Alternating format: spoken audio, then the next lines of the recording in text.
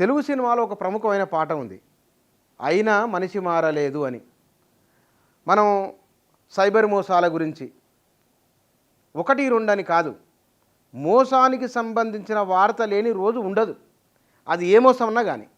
అలాంటిది డబ్బుల విషయంలో అయితే చూస్తూనే ఉంటాం. పలానా దగ్గర బోర్డు తిప్పేసిన కంపెనీ, ఓ ఐటీ కంపెనీ అని, ఓ రియల్ ఎస్టేట్ కంపెనీ అని, ఇట్లా ఎన్ని కంపెనీలు చూస్తలేము, చాలా చూస్తున్నాం. అన్నీ తెలిసి కూడా మళ్ళీ మళ్ళీ మోసపోతుంటారు. చేసిన తప్పునే మళ్ళీ మళ్ళీ జరిగినట్లుగా ఇక్కడ అధిక వడ్డీ ఆశ పెట్టి 200 కోట్లు కొల్లగొట్టి తెలంగాణ స్టేట్ కోఆపరేటివ్ సొసైటీ మహిళా జీఎం మోసం. మోసానికి పునాది నమ్మకం. నమ్మడం అనేది సాధ్యాలేమిటి, నిజాలేమిటి అని చూసి మనం నమ్మాలి. అధిక వడ్డీ, అధికం మన దగ్గరనే ప్రమాదం ఉంది. అక్కడ ఉన్నదానికి వచ్చి రావడమే కష్టం, ఇవాళ రేపు. అధికం ఎట్లా సాధ్యమవుతుంది? సాధ్యమయ్యే పని కాదు. పైగా ఈ డబ్బులు కట్టిన వాళ్ళంతా ఎంతో కొంత చదువుకున్న వాళ్ళే. ఎందుకంటే చిన్న అమౌంట్, పెద్ద అమౌంట్ అది. కష్టపడి రూపాయను 5, 10 ఒక దగ్గర జమ చేసుకొని సంపాదించుకున్నది మరింత ఎక్కువ వస్తామని ఆశకు పోవడం వలన, ఆశ ఉండవచ్చు, ఆశ పెరిగితేనే ప్రమాదం. కాబట్టి ఇలాంటి వారు మరిన్ని కోట్లు సంపాదించుకోవడానికి బోర్డు తిప్పేసి వెళ్ళిపోవడానికి కారణము మనలాంటి వాళ్ళలో ఉన్న ఆశ. ఈ ఆశ ఎంతవరకు అంతవరకు ఉంటే ఏ ఇబ్బంది లేదు. ఎందుకంటే మోసపోయే వాళ్ళు ఉన్నంతకాలం మోసం చేసే వాళ్ళు ఎప్పటికీ ఉంటారు. మోసపోకుండా ఉండడమే మన పని.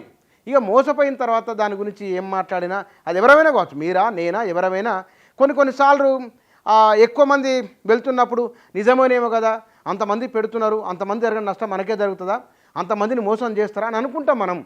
కానీ ఇగో జరిగింది ఇదట. మరి ఇక్కడ మరి వీళ్ళు కూడా నిజంగానే మోసం చేయాలన్న భావన ఉన్నదా, లేదా ఇన్వెస్ట్మెంట్ మరో దగ్గర పెట్టుబడి పెట్టి అది సకాలంలో చేతికి రాక వీళ్ళు ఏమన్నా ఇబ్బంది పడ్డారా తెలియదు మనకు.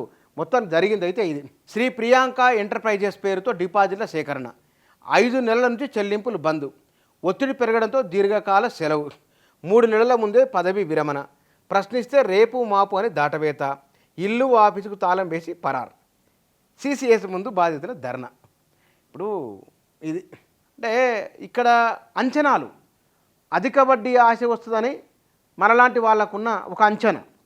ఈమెం చేసి ఉంటుంది, ఇంతమందికి ఇవ్వాలి కాబట్టి ఈ ఇన్వెస్ట్మెంట్ని ఇంకెక్కడో పెట్టుబడి పెట్టాలను, ఆమెకు ఆశ ఉంటుంది కదా. కాబట్టి ఆమె ఆశ ఎక్కడ పోయింది తెలియదు. ఒకరి ఆశలకు ఒకరి గండి పడినట్లు అయింది ఇక్కడ. కాబట్టి డబ్బుల విషయంలో కష్టపడి సంపాదించుకున్న ఒక్కొక్క రూపాయి కాబట్టి ఎక్కడ ఇన్వెస్ట్మెంట్ చేస్తున్నాం అన్నదాన్ని, తప్పులు సహజంగానే అందరూ చేస్తారు, కొన్నిసార్లు జరుగుతాయి. వాటిని గుర్తించి నివారించుకోవాలి. బహుశా బ్యానర్ పెద్ద ఎత్తున వార్త వచ్చింది సోషల్ మీడియాలో కూడా, చాలామందికి పేపర్లో రావడానికి ముందే నిన్న సాయంత్రం నుంచే చక్కర్లు కొడుతున్నది, ఫేస్బుక్లలో వాట్సాప్లలో తిరుగుతూ ఉన్నది.